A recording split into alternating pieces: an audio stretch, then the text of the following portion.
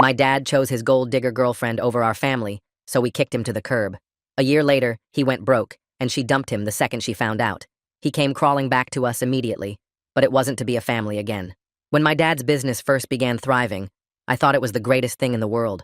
We were suddenly able to afford 3 meals a day, and kids in school stopped making fun of me because I no longer wore ripped clothes. Our dad quickly moved us into this much bigger home, where we had our own rooms and hot water all the time. On the outside, everything looked perfect. And at first, I thought it was. Sure, Dad was suddenly super into his image, dressing fancy even around the house and going to events almost every night.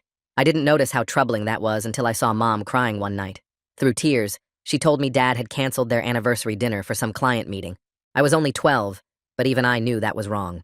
The real salt in the wound came a few weeks later. Dad had met a girl named Serena during that same client meeting he ditched the anniversary for. Serena was young, gorgeous, and knew exactly how to turn heads. Within weeks, Dad announced he was leaving Mom to marry Serena. Even I flipped out. I yelled at him that Mom was there for him when he had nothing, and that Serena just came along. He couldn't just leave Mom for some shiny Barbie he knew 2 weeks, but he didn't see it that way. He told Mom in front of us that a man of his status needed someone who took care of her body, the way Serena does. I remember feeling so angry, watching Mom cry silently as she packed her bags. Serena moved in with us a few days later, and life became uncomfortable really fast. Serena and Dad always took fancy vacations, leaving me and my siblings alone for weeks at a time with nannies he had hired for full time. When they were home, we barely got any attention. Serena and Dad were always out, horse riding, wine tasting, all the luxuries. We always wanted to join, and Dad always seemed like he was happy, but Serena never let us. It was clear she never liked us. And with how easily Dad was manipulated by her, he always did exactly what she said. What's worse, I could tell the reason Serena hated us was because we cost Dad money. School fees, extracurriculars, it all annoyed her. So much so that she approached me one night and told me flat out to stop stealing his money, that it was for her, not me. I tried to talk to him about it the next day, but he just accused me of hating Serena because she replaced Mom. That's when I knew there was no getting through to him. And then the inevitable happened. With Dad and Serena's lifestyle, it didn't take long before money started getting tight. Their solo vacations downgraded from lavish resorts to budget hotels. The fancy restaurants they once visited almost daily became takeout pizza nights. As expected, Serena didn't handle these changes gracefully. At dinners, she openly mocked Dad for being cheap, or scoffed at the jewelry he bought that was not too cheap. Dad always looked embarrassed, scrambling to keep her happy, constantly apologizing like a wounded puppy. It was around this time that Dad started pulling us from our private schools and canceling our activities. Also, he could spend the money on Serena. My younger sister cried herself to sleep after losing her spot on the gymnastics team. My brother stopped talking altogether, retreating into himself. When I confronted Dad about how much he was hurting us, he barely reacted. His focus was solely on Serena. One evening, as we were having dinner, Dad announced he'd taken money out of our college fund because Serena needed a vacation to de-stress. That's when we knew we couldn't stay. The next day, Mom welcomed us back with open arms. Her house was small, but it felt warm. Our days were simple again, doing homework at the kitchen table, laughing over silly things at dinner. Mom never said a bad word about Dad, but sometimes I saw sadness flash across her face when she thought we weren't looking. A year passed quietly. We didn't hear much from Dad, and honestly, we weren't sure we wanted to. Then, one night, Dad showed up on our doorstep looking like he'd aged 10 years. His clothes were shabby, and his eyes were tired. Mom hesitated, then let him in. He sat on the edge of our worn-out sofa, staring down at his hands. Slowly, he told us everything. He said that in the last year, his business had filed for bankruptcy, and that his money has officially run out. That's when he started crying and calling himself stupid. He admitted that the second he had nothing left, Serena left him. She apparently didn't even comfort him, literally started packing her bags the second he told her. It was honestly heartbreaking to watch our dad like that. By the end of his speech, he was red from crying and embarrassed, and he actually asked for a second chance, not just from us, but from our mom too. He wanted us to be a family again. Mom just sat there quietly for a long time. My sister Emma, 15, was crying silently. My brother Liam, 10, just stared at the floor. I'm 17 now, and I felt so conflicted. Part of me wanted to tell Dad to get lost after everything he'd done. The other part remembered how he used to push me on the swings before all the money stuff. Finally, Mom spoke up. She told Dad he could stay on our couch for a few nights while he figured things out. Not a full reconciliation, just basic human decency. Dad looked relieved, but also kind of disappointed. I think he expected us to welcome him back with open arms. That night was super awkward. Dad tried making small talk during dinner, asking about school and stuff. We gave short answers. Mom kept things civil but distant. After dinner, I helped Mom with dishes, while Dad tried connecting with Emma and Liam in the living room. It wasn't going well from what I could hear. Later, I overheard Mom and Dad talking in the kitchen. Dad was apologizing again, saying how stupid he'd been. Mom wasn't having it. She told him that actions have consequences, and he couldn't just waltz back into our lives expecting everything to be fine. I silently cheered for her. The next morning, I woke up early for school and found Dad already awake, making breakfast. Pancakes, my favorite from when I was little. I could tell he was trying hard, but it felt manipulative somehow, like he thought pancakes could fix years of abandonment. I grabbed a granola bar instead and headed out early. At school, I couldn't focus on anything. My friend Jaden noticed something was up, so I explained the whole situation during lunch. He thought I should give Dad a chance, but he didn't understand. His parents have been happily married forever. When I got home that afternoon, I found Dad fixing the leaky faucet in the bathroom. Mom was at work, and Emma and Liam weren't home yet. It was just us. He tried making conversation, asking about my college plans. I gave short answers while grabbing a snack from the kitchen. Then Dad dropped a bomb. He said he'd been thinking about how to make things right, and he'd found some jewelry of Serena's that she'd left behind. Expensive stuff. He was planning to sell it and put the money toward our college funds. I just stared at him. Part of me was impressed he was trying to make amends. The other part wondered if Serena would come after him when she realized. I didn't say much, just nodded and went to my room to do homework. That night at dinner, Dad announced his plan to everyone. Mom looked concerned and asked if that was even legal. Dad insisted Serena had abandoned the items when she left. Emma seemed hopeful, but Mom wasn't convinced. She pulled Dad aside after dinner for a private conversation. I couldn't help myself. I eavesdropped. Mom was telling Dad he couldn't solve problems by creating new ones. If Serena came after him for the jewelry, it would just make everything worse.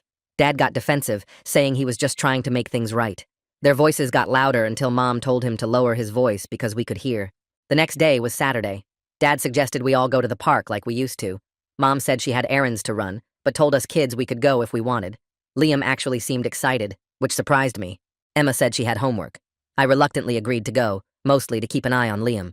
At the park, Dad tried way too hard, pushing Liam on the swings, asking about my friends, buying us ice cream.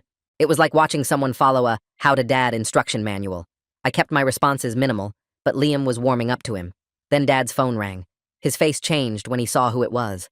He stepped away to answer, but I could still hear bits of the conversation. It was Serena. She was yelling about her stuff. Dad was trying to calm her down, saying they could talk about it. When he came back, he looked stressed, but tried to act normal. On the way home, Dad got another call, this time from someone named Marcus Delgado. Dad's voice got all nervous as he explained he just needed more time to pay something back. When he hung up, I asked who Marcus was.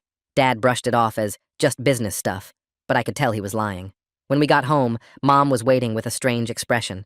She pulled me aside while Dad was talking to Liam about his video games.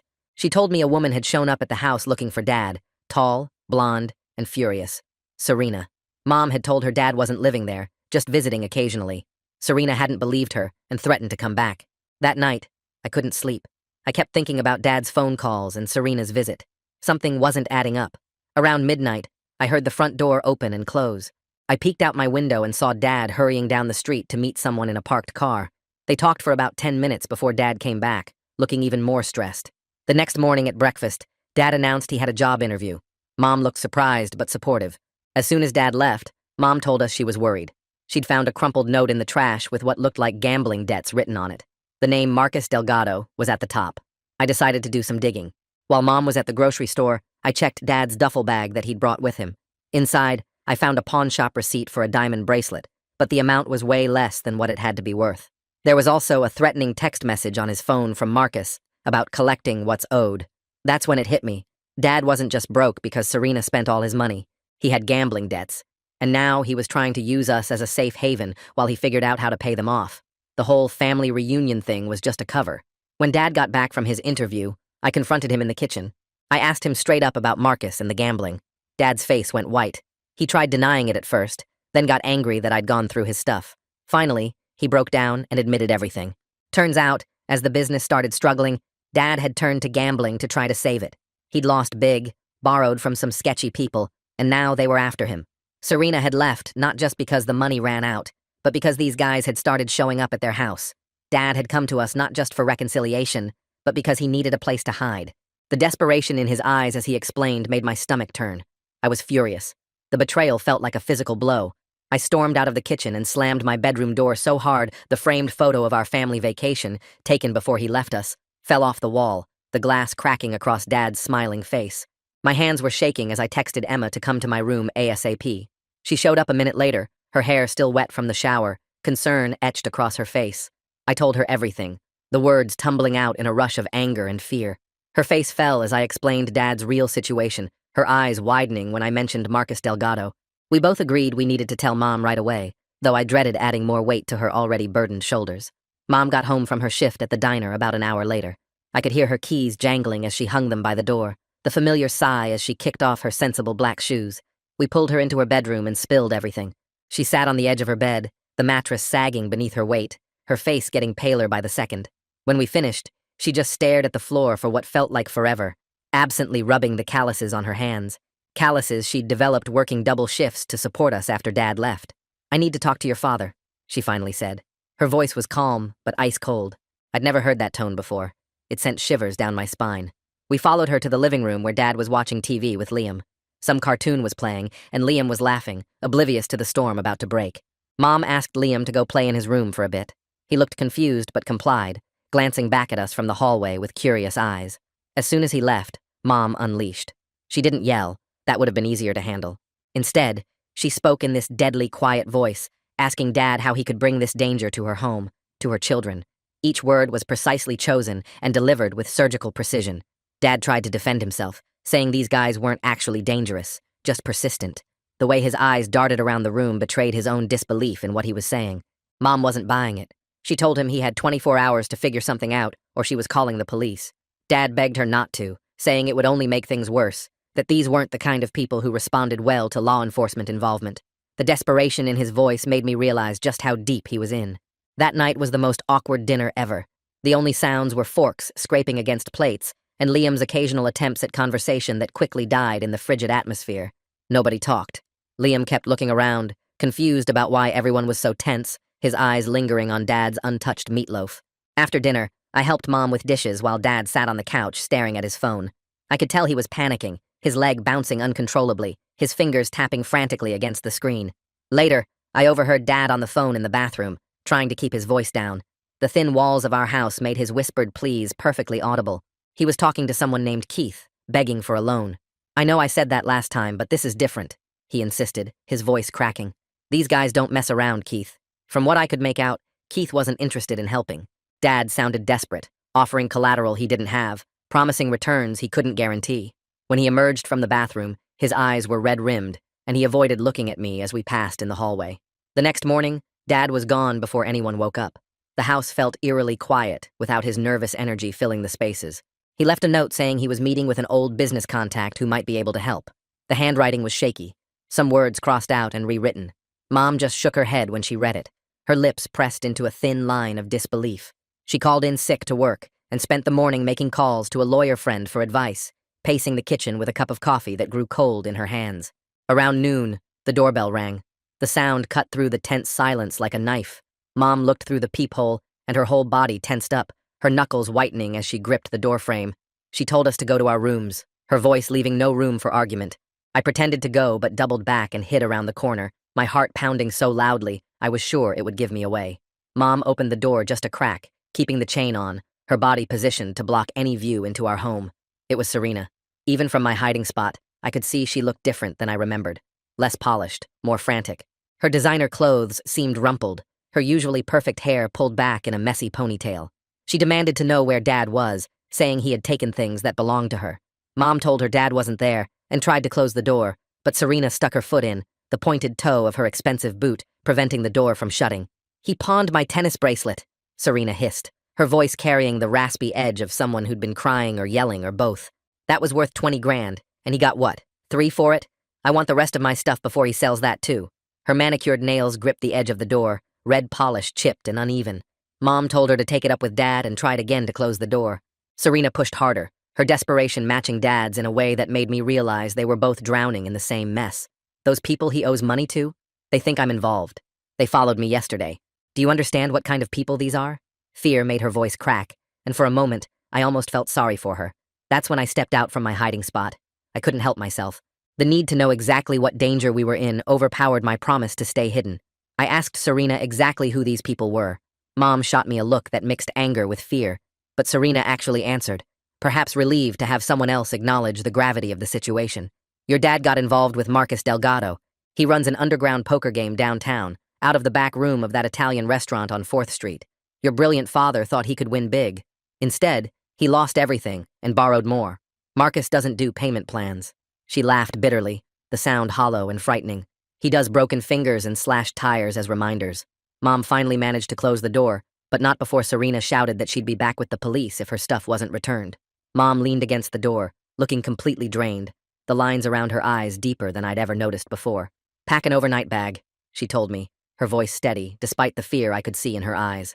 "We're staying at Aunt Carol's tonight." She didn't need to explain why. The threat in Serena's voice had made it clear our home might not be safe anymore. I texted Emma, who was at her friend's house, telling her to meet us at Aunt Carol's. Mom called Liam in from the backyard, where he'd been building a fort with the lawn chairs, blissfully unaware of the drama unfolding. Within an hour, we were in the car heading across town, the trunk loaded with hastily packed bags. Mom left Dad a note telling him where we'd be and why, her handwriting much steadier than his had been. Aunt Carol was Mom's older sister. She lived in a small apartment on the other side of town, in a building with a security door and cameras in the lobby, features that seemed suddenly important. She welcomed us with open arms, though she looked concerned when Mom explained the situation, her eyebrows knitting together as she glanced at us kids. That night, we all crammed into her tiny living room, Liam and I on the pull-out couch that squeaked with every movement, Emma on an air mattress that slowly deflated throughout the night, and Mom sharing Aunt Carol's room. The unfamiliar shadows on the ceiling kept me awake, my mind racing with worst-case scenarios. Around midnight, Mom's phone rang, the sound jarring in the quiet apartment. It was Dad. I pretended to be asleep, but listened to Mom's side of the conversation, her whispered words carrying clearly in the small space. Dad was panicking because we weren't home. Mom told him we were safe and that he needed to fix his mess without putting us in danger. "No, I'm not telling you where we are right now," she said firmly. "Not until I know it's safe." When she hung up, I heard her crying softly, muffled sobs that she was trying to hide from us. It was the first time I'd heard her cry since Dad left us 3 years ago. The next morning, Mom sat us all down and explained that we'd be staying with Aunt Carol for a few days, until Dad sorted things out. Liam started crying, asking if the bad men were going to hurt Dad. His small face crumpled in fear, reminding me how young he still was, too young to understand the complexity of what was happening. Mom hugged him and said Dad was going to be fine, but I could tell she wasn't sure. The way she avoided Emma's eyes told me everything I needed to know about how serious this was. Later that day, Dad showed up at Aunt Carol's. I was surprised he'd found us, but Mom later explained she'd texted him our location after he called sounding desperate and afraid. He looked terrible, unshaven, dark circles under his eyes, wearing the same clothes as yesterday.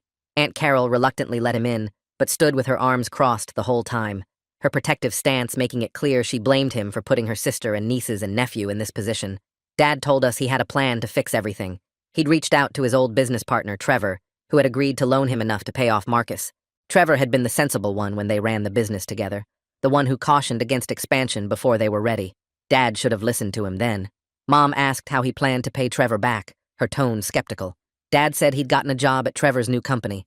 It wasn't glamorous, basically starting over at the bottom, but it was legitimate work with a steady paycheck. Mom seemed skeptical, but slightly relieved, some of the tension leaving her shoulders.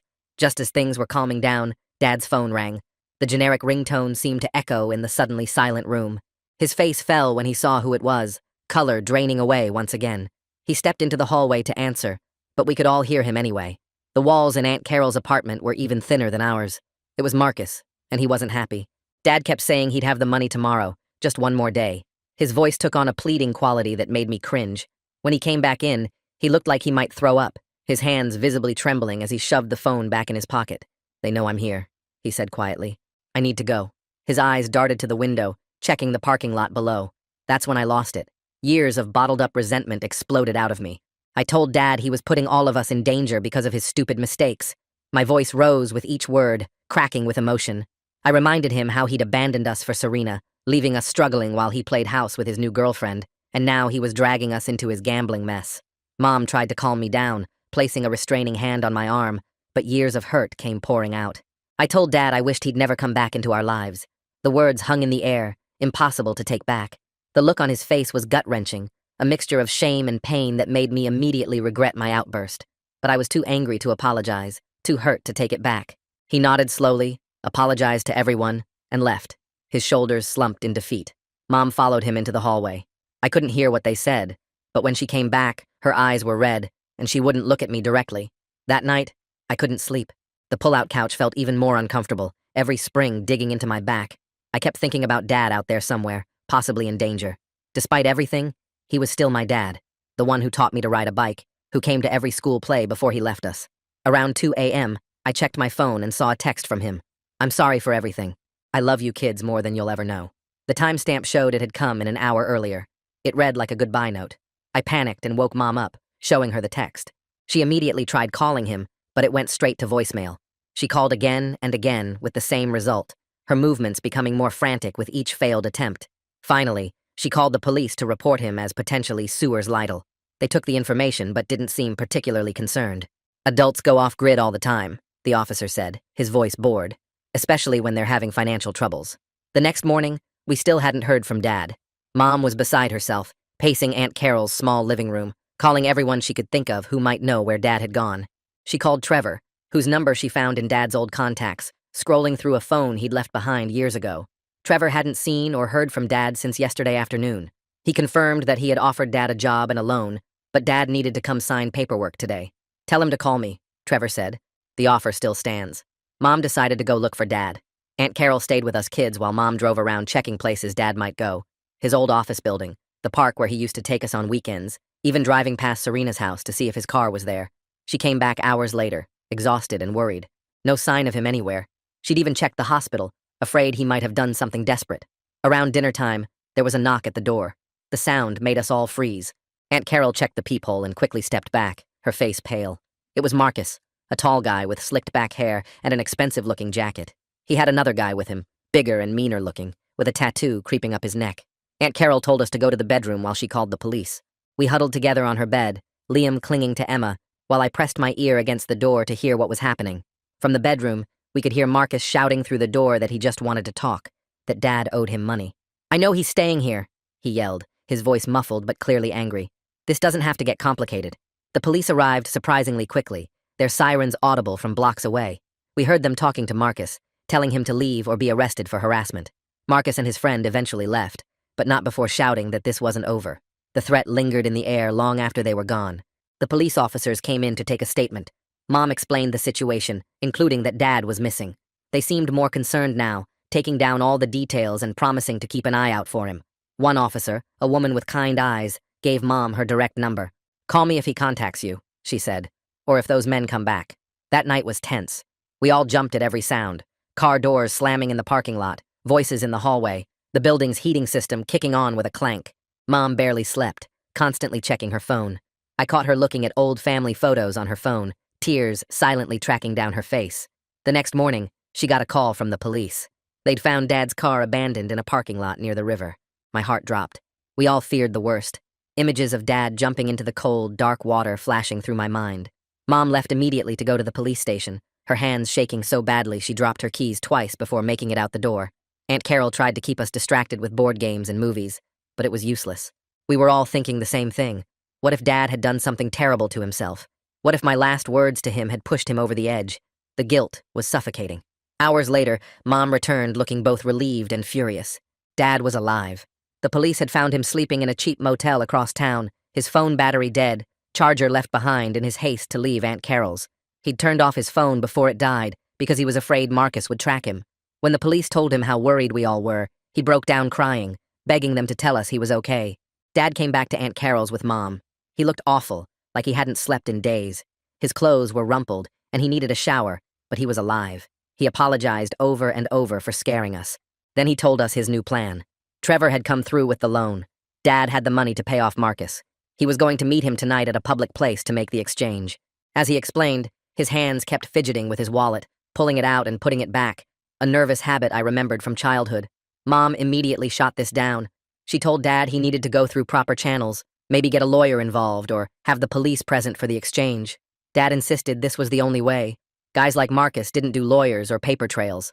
They operated in cash and threats. After a long argument, during which Aunt Carol took Liam to get ice cream to spare him the tension, they compromised. Dad would meet Marcus, but in a very public place, the food court at the mall, and Mom would be nearby watching, ready to call the police at the first sign of trouble. I insisted on coming too. The thought of staying behind, not knowing what was happening, was unbearable. After some back and forth, they agreed I could come but had to stay far away with Aunt Carol while Mom watched from a closer distance. Emma and Liam would stay at Aunt Carol's apartment with her neighbor, keeping an eye on them. Emma protested, wanting to come too, but Mom was firm. "One child in potential danger is already too many," she said, her voice leaving no room for argument. That evening, we put the plan into action. The mall was busy with after-work shoppers, providing the crowd Dad had hoped for. He sat at a table in the busy food court, a cup of untouched coffee in front of him, while Mom watched from a table about 30 feet away, pretending to be absorbed in her phone. Aunt Carol and I positioned ourselves near the entrance, pretending to shop, but keeping an eye on everything. My heart was pounding so hard, I could feel it in my throat. Marcus showed up right on time, alone, thankfully. He looked more normal than I expected. He could have been any businessman in his crisp shirt and slacks. He sat down across from Dad. From our position, I couldn't hear what they were saying, but I could see Dad sliding an envelope across the table. Marcus counted the contents, nodded, and stood up. It seemed like it was over, the nightmare finally ending. I felt myself starting to breathe again. Then Serena appeared out of nowhere, like she'd been waiting and watching too. She must have followed Dad from Aunt Carol's apartment, knowing he'd be meeting Marcus. She marched right up to their table and started yelling at Dad. I couldn't hear the words, but her face was red with anger, her hands gesturing wildly. Marcus looked annoyed at the scene she was causing, glancing around as people started to stare. Dad tried to calm her down, his hands raised in a placating gesture, but she wasn't having it. She kept pointing at the envelope Marcus was now tucking into his jacket. Mall security started heading their way, a heavy-set man in a uniform moving with surprising speed. Marcus quickly left, disappearing into the crowd before security arrived. Dad and Serena were still arguing when the security guard reached them. I watched as Dad tried to explain the situation, but Serena was making a huge scene now, drawing attention from everyone around. A small crowd had gathered, some people openly filming with their phones. Mom rushed over to intervene. I couldn't help myself. I followed, ignoring Aunt Carol calling after me. By the time I reached them, Mom was trying to get between Dad and Serena. Serena was demanding her jewelry back, saying Dad had stolen it. "You took everything from me," she shouted, mascara running down her cheeks. "My jewelry, my savings, my reputation." The security guard asked them all to leave. As we walked toward the exit, Serena kept following, getting louder and more aggressive with each step. In the parking lot, she grabbed Dad's arm, spinning him around with surprising strength. That's when she noticed the empty envelope sticking out of his pocket, the one that had held the money for Marcus. The streetlights illuminated her face as realization dawned. "You had money this whole time?" she shrieked. "You told me you were broke. You owe me." Her voice echoed across the nearly empty parking lot. She lunged for the envelope. Dad tried to stop her, and they struggled, their movements jerky and desperate. Mom tried to separate them, pulling at Serena's arm. In the chaos, Serena lost her balance and fell, hitting her head on the pavement with a sickening crack. She wasn't moving, a small pool of blood forming beneath her blonde hair. Everything happened so fast after that. Mom called 911 while Dad checked on Serena. She was conscious but dazed, blinking up at the night sky in confusion. The paramedics arrived and took her to the hospital, carefully stabilizing her neck before moving her. The police came too and took statements from everyone. They seemed satisfied it was an accident, but told Dad they might need to speak with him again. One officer eyed him suspiciously throughout the questioning, making notes that seemed longer than necessary. We all went back to Aunt Carol's, shaken by the whole experience. Dad was a mess, convinced he was going to be arrested for assault or something. He kept replaying the moment, insisting he never meant for her to fall. Mom assured him the security cameras would show it was an accident. "There are cameras all over that parking lot," she said, rubbing his back like she used to do when I had nightmares as a child. "They'll see what really happened." The next day, Dad got a call from the hospital. Serena was fine, just a mild concussion and a few stitches where her head had hit the pavement. She'd told the police she didn't want to press charges. Dad was relieved but suspicious. It wasn't like Serena to let something go, especially when she could use it to her advantage. He paced Aunt Carol's living room, waiting for the other shoe to drop. We found out why later that day when Serena showed up at Aunt Carol's. She had a bandage on her head and a smug look on her face. She had somehow gotten our location from someone, probably by following us from the hospital. She told Dad she wouldn't press charges or tell Marcus about the incident on one condition. Dad had to sign over his car to her. It was the last valuable thing he owned, a BMW he'd kept even as everything else was sold off or repossessed. Dad was cornered and he knew it. He agreed to her terms, his shoulders slumping in defeat. Mom was furious, saying Serena was blackmailing him, but Dad just wanted it all to be over. He signed the transfer papers Serena had already prepared, the pen shaking slightly in his hand, and she left with his car keys, looking triumphant. Through the window, we watched her slide into the driver's seat of Dad's car, adjusting the mirrors before driving away with a screech of tires. That night, Dad sat us all down for a family meeting. He admitted he'd made terrible mistakes, choosing Serena over our family, gambling away his business, and then dragging us into his mess. His voice broke as he apologized, years of poor decisions finally catching up to him. He promised to do better, to earn back our trust. He was starting his new job at Trevor's company next week, and he'd be paying Mom back for all the child support he'd missed. "I know words are cheap," he said, looking each of us in the eye, "but I'm going to show you with actions from now on." Mom wasn't ready to forgive him completely, but she agreed to let him stay on our couch until he found his own place. It was a start, a small olive branch extended after years of hurt. Liam was thrilled, immediately asking if Dad could take him to the park tomorrow. Emma was more reserved, but I saw her smile slightly when Dad offered to help with her homework. The next few weeks were awkward, but gradually improved. Dad went to work every day at his new job, leaving early and coming home late. He came home tired, but seemed satisfied to be doing honest work again. He gave Mom most of his first paycheck for back child support, keeping only enough for a bus pass and lunches. He spent time with Liam playing video games, helped Emma with her science project, and even asked about my college applications. Small steps toward rebuilding what he'd broken. One evening, about a month after the mall incident, Dad and I were alone in the kitchen. He was washing dishes while I finished homework at the table, the familiar domestic scene almost making it feel like he'd never left. Out of nowhere, he told me he was proud of me for standing up to him when he came back, for protecting the family. He said I was stronger than he ever was. The sincerity in his voice caught me off guard. I didn't know what to say. Part of me was still angry, the hurt too deep to be erased by a few weeks of good behavior.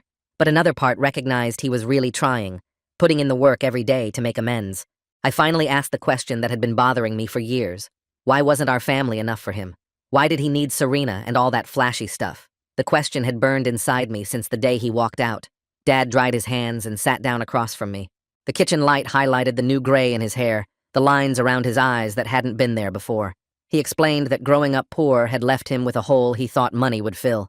When the business took off, he got caught up in proving he wasn't that poor kid anymore. Serena had seemed like the perfect accessory to his new life. Beautiful, sophisticated, everything his insecurities told him he should want. The fancy car, the expensive restaurants, the designer clothes, all of it was armor against his own feelings of inadequacy. But it was all empty, he said, his eyes fixed on the table between us. None of it made me happy. I was just too stubborn to admit I'd made a mistake. He looked up at me then, his eyes shining with unshed tears. Leaving you kids was the worst thing I've ever done. I'll spend the rest of my life trying to make up for it, if you'll let me. It wasn't a perfect answer, but it was honest. For the first time in years, I felt like I was talking to my real dad, not the fake version who'd abandoned us, or the desperate man who'd shown up on our doorstep a month ago. The next day, Dad got a call from Marcus. My heart stopped when Dad mentioned who it was, but the call wasn't what we expected. Marcus wanted to offer Dad a legitimate job at his new restaurant. Apparently, Marcus had been impressed by Dad's determination to pay his debt, and he needed a manager he could trust. "You're the kind of guy who keeps his word," Marcus had said, according to Dad. That's rare these days. Dad turned it down politely, saying he was committed to his job with Trevor. When he hung up, he looked relieved, like he'd passed some kind of test. He told us he was done taking shortcuts. The slow, honest path was the only way forward. Mom looked skeptical, but nodded approvingly. That night, as we all sat around the dinner table, I looked at my family. Mom tired from work, but smiling as she passed the potatoes. Emma talking animatedly about her school play. Liam actually eating vegetables without complaint. And Dad, humbled but present, listening intently to Emma's story. It wasn't perfect. There was still hurt and trust to rebuild. Dad would need to prove himself day after day, and there would be setbacks along the way. But for the first time in years, it felt like we might actually be okay. Not the same as before. That was impossible. But maybe something new and, eventually, something good. 2 months passed pretty quickly after that. Dad kept his word about the job with Trevor. He was working his A's off, sometimes doing 12-hour days just to prove himself. Every Friday, he'd hand Mom an envelope with money for child support and bills. At first, she tried refusing it, saying he should save for his own place, but he insisted. "I owe you guys way more than this," he'd say, and leave it on the kitchen counter. The couch situation wasn't ideal for anyone. Dad's back was killing him, and our living room always smelled like his aftershave. Mom started looking at 2-bedroom apartments nearby that might be more affordable than our current place. "The kids could share," she'd say, not directly mentioning where Dad would fit in this plan. One Saturday morning, I came downstairs to find Dad making pancakes again. This time, I actually ate them. They were pretty good, even if the edges were a little burnt. We sat at the kitchen table together while everyone else was still sleeping. "I found an apartment," he said between bites. "It's not far from here. Just a studio, but it's clean." I nodded, feeling weirdly disappointed. Part of me had gotten used to having him around again. I was thinking maybe you kids could come over sometimes, if you want. No pressure. He was trying to sound casual, but I could tell it mattered to him. Yeah, maybe, I said, suddenly super interested in the syrup patterns on my plate. Dad moved out the following weekend. Liam cried a little, which made Dad get all misty-eyed too. Emma pretended not to care, but I caught her giving him a quick hug when she thought no one was looking. Mom helped him load his few belongings into Trevor's truck. They talked quietly by the front door for a long time before he left. Dad's apartment was exactly as depressing as I'd expected. One room with a kitchenette in the corner, a bathroom smaller than our closet at home, and a mattress on the floor. He'd hung up a few family photos and had a sad-looking plant by the window, but he seemed proud of it when we visited, like it represented his fresh start or something. The first real test came when Emma's birthday rolled around in April. Dad asked if he could come to her party. Mom left it up to Emma, who shrugged and said, "Whatever, it's fine." Not exactly enthusiastic, but Dad was thrilled. He showed up with a wrapped gift and a cake from the fancy bakery Emma loved. The cake must have cost him at least half a day's wages. The party was awkward at first. Mom's friends kept giving Dad these looks, like they were waiting for him to screw up. Aunt Carol barely spoke to him, but Dad just kept his head down, helped set up games, and stayed out of the way. By the end of the night, things had loosened up a bit. I even saw Mom laugh at something Dad said while they were cleaning up. Emma's gift from Dad was a set of expensive art supplies. She'd been into painting lately, covering her side of our shared room with watercolor landscapes. The look on her face when she opened it, surprise followed by genuine happiness, was the first time I'd seen her drop her guard around Dad since he came back. "How did you know?" she asked, running her fingers over the brushes. "I pay attention," Dad said simply. After that, Emma started texting Dad about her art projects. Small steps. Summer came, and with it, my graduation. I'd managed to get a partial scholarship to state, which was a huge relief. College had seemed impossible when Dad first left, and Mom was struggling to keep us fed. Now it was actually happening. Dad insisted on buying my cap and gown, even though Mom had already budgeted for it. "Let me do this," he told her. "Please." The graduation ceremony was hot and boring, like they always are, but looking out from the stage and seeing my whole family there, Mom, Emma, Liam, Dad, Aunt Carol, even Trevor, who'd become kind of a friend to all of us, made all those late nights studying worth it. Dad took us all out for dinner afterward. Nothing fancy, just the local diner, but he paid for everyone. I noticed he only ordered coffee for himself. Later, I overheard Trevor telling him to eat something, that he couldn't keep skipping meals to save money. Dad just shrugged it off. That night, Dad gave me an envelope. Inside was $500 in cash. "It's not much for college," he said, looking embarrassed. "But it's a start. I'm going to send more every month." I knew how hard he'd worked for that money, how many hours he'd put in at the warehouse, lifting boxes and taking inventory for barely above minimum wage. It meant more than if he'd handed me a credit card back in his Serena days. "Thanks, Dad," I said, and I actually meant it. The real surprise came a week later. Mom sat us all down in the living room, looking nervous. Dad was there too, which was weird since it wasn't his usual visit day. "Your father and I have been talking," she started, glancing at Dad. "We've decided to try dating again." Emma's jaw literally dropped. Liam started bouncing on the couch like he'd just been told we were going to Disneyland. I just sat there, not sure how to feel. "We're taking it very slow," Dad added quickly. "One step at a time." "Like super slow," Mom emphasized. "We're not making any promises." But I could see something in the way they looked at each other. Something that had been missing for years, even before Dad left us for Serena. Their first date was painfully awkward. Dad showed up with flowers, wearing a tie that didn't match his shirt. Mom spent 2 hours getting ready, changing outfits like 5 times. They went to a movie and dinner, the most basic date possible. When Mom came home, her cheeks were flushed, and she couldn't stop smiling. "It was nice," was all she would say when Emma pressed for details. They kept dating through the summer, once a week, usually on Fridays. Sometimes they'd bring Liam along, making it more of a family thing. Dad started coming over for dinner more often, staying to help with dishes and homework. He and Mom would talk in the kitchen long after we'd gone to bed, their voices a low, comforting murmur through the walls. In August, just before I left for college, we had a family meeting. Dad announced he'd been promoted at work. He was now managing the warehouse inventory, which came with better hours and a decent raise. Mom revealed she'd been taking online classes to become a medical billing specialist, which would mean a better job once she finished. "We've been thinking," Mom said, looking at Dad for confirmation. "What if we got a bigger place? Something with enough room for everyone." "Including Dad?" Liam asked, his eyes wide with hope. "Including Dad," Mom confirmed. "If that's okay with all of you." Emma looked at me, waiting for my reaction. As the oldest, they were all following my lead. I thought about everything that had happened. Dad leaving us for Serena, the years of struggling, his return when he had nowhere else to go, the gambling debts, the Marcus situation, and then the slow, steady months of him proving himself day after day. Yeah, I finally said. That's okay with me. The relief on Dad's face was almost painful to see. We found a 4-bedroom house for rent not far from our current place. It wasn't fancy. The kitchen needed updating and the backyard was basically a patch of dirt, but it had enough space for all of us. Dad and Mom would have the master bedroom. Emma and Liam would each get their own rooms for the first time ever, and I'd have a room for when I came home from college on breaks. Moving day was chaos. Trevor brought his truck again, and Aunt Carol helped pack boxes. Even Marcus showed up for an hour, bringing pizza for everyone and helping Dad move the heavy furniture. Seeing them chat like normal people was surreal after everything that had happened. As I was carrying boxes to my new room, I overheard Dad talking to Mom in the kitchen. They didn't know I was there. "I don't deserve this second chance," he said quietly. "I know that." "No, you don't," Mom agreed, her voice gentle but honest. "But you've earned it." I slipped away before they noticed me, feeling like I'd witnessed something private. That night, our first in the new house, we ordered Chinese food and ate it picnic style on the living room floor since we hadn't set up the dining table yet. Liam was excitedly planning how he'd decorate his room, and Emma was already sketching ideas for a mural on her wall that Mom had surprisingly agreed to. Dad kept looking around at all of us like he couldn't believe his luck. The doorbell rang around 8 p.m. Dad went to answer it, then called for Mom. Their voices were hushed, but I could tell something was up. I peeked into the hallway and saw Serena standing in our doorway. My stomach dropped. She looked different. Her hair was shorter, her clothes less flashy. The smug confidence was gone, replaced by something that looked almost like humility. "I just wanted to drop this off," she was saying, handing Dad an envelope. "It's what I got for the car. I know it doesn't make up for everything, but—" Dad looked stunned. "You sold the BMW?" Serena nodded. "I'm moving to Portland. Fresh start." She glanced past him and saw me watching.